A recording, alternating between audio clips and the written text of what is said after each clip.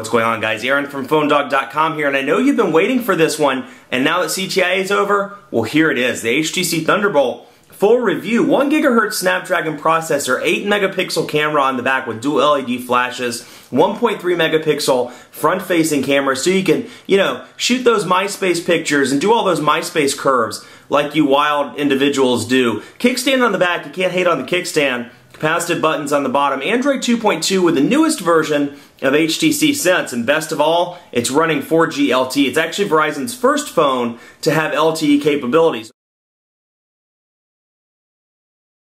If you've seen any of my videos, within the past couple of months, you know what the new Android market looks like, but for those that haven't, there are some significant changes to the overall structure. First of all, you'll see the carousel up here at the top, and they've really just organized it to make it a little bit cleaner and a little bit more user-friendly. Still, you'll see apps, games, and Verizon, depending on the carrier that Verizon is replaced with whichever carrier the phone is operating on. But you can see just a little bit more fluid, a little bit more clean. We'll go to Verizon, for example, we can see the VCast apps and visual voicemail, things like that. We'll go back, we'll go to an app, for example, and download it just to see, or just so you can see what it looks like. Top free. Oh, no, I don't want that. ESPN, I want top free. And let's do, we need to update anyway. So Flash Player 10.2, update, hit OK. And it'll say your item will be downloaded. And you can see it downloading there. So a little bit different in terms of the structure and how you download apps. But otherwise, pretty easy to do. Now let's go into, now that that's downloaded, successfully installed, I want to go back into the browser just so you can see the page. It's going to reload PhoneDog.com, and now that it's running Flash 10.2, let's take a look. See those improvements? Yeah, pitch to zoom's about the same. Page isn't loaded yet, so let me be fair and wait until it loads. And you can see, bam, okay. So new version of Flash supposedly improves it slightly, and provides some minimal updates, or updates and minimal improvements, but you can see about the same in terms of performance. Let's take a look as well at Gmail, and this is also something else I typically cover in the Android videos, but in case you're not familiar. New updates and enhancements to Gmail. For example, up here, if you click on Old Man McTweety, it'll show all the associated Gmail addresses with this device. Also with Inbox, you can see the drafts that I have set up, the spam that's come through, chats sent, etc. So I can go back from the label. And then another cool feature, this is just one I really like a lot. We'll wait for it to load, and I'll show you the header. The header stays at the top regardless of where you're at. So unlike iOS, if you're, in the middle of the email, you're like, who sent me this? I can't remember, and I want to reply. You see something that says reply ASAP, and you're like, I need to reply. You can do so by clicking that and clicking reply all from the header. You still have archive, delete, and the arrow buttons down at the bottom as well. So you can see change labels, mark unread, go to inbox, and more. 8 megapixel camera on the back, 1.3 megapixel camera on the front, and I've been very impressed with the camera on the back front, exactly as you would expect from a low resolution camera. But let's take a look at the rear camera, and as you know, this is always an unofficial test, but we can get an idea as to some of the detail, etc. There's no camera button on this device, no dedicated camera button, so it relies on you pressing and holding or clicking the display to focus in. Now that picture looks pretty good to me. We'll take a picture. And then we'll take another one just for good measure. We'll take it of this up here, for example. I'm going to focus in pretty closely and snap a picture. So overall, there we go, bam. Exceptionally impressed with the camera. It does a good job, and in my opinion, it rivals some of the other cameras on the market, namely iOS. Very good camera. Autofocus has been good, and 720p video recording has been great as well. So video camera is great, the camera is great, and then you have the front-facing camera for those times that you want to video chat. By pressing menu, you can get into some of the settings. You can switch the camera around. You can go to self-timer, image adjustments, things of that nature. And let's go back here.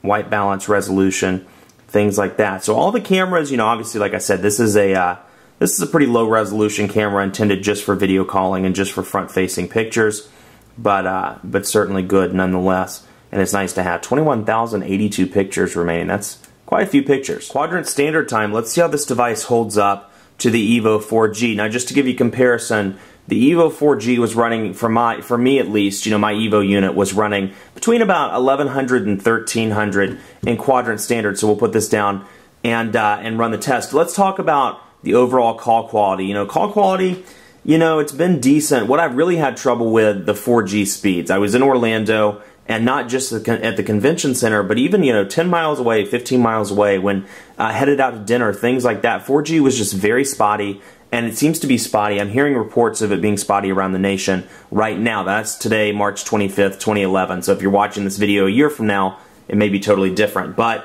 you know, they are having issues, it seems like, with their 4G, which leads me to believe, hey, you know, this network is new, and you're already having issues with 4G. That might not be the best thing, even though the spectrum is very good. Otherwise, you know, the call quality has been decent, but data speeds both in Orlando and Charlotte have been frustrating, to say the least. Let's check it out and see what it comes in at.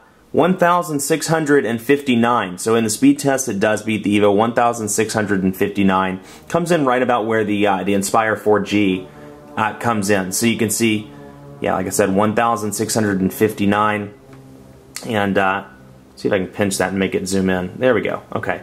Yeah, 1,659. There we go. Okay, it's focused on the phone. Sorry for those drift issues. Not sure what's going on there.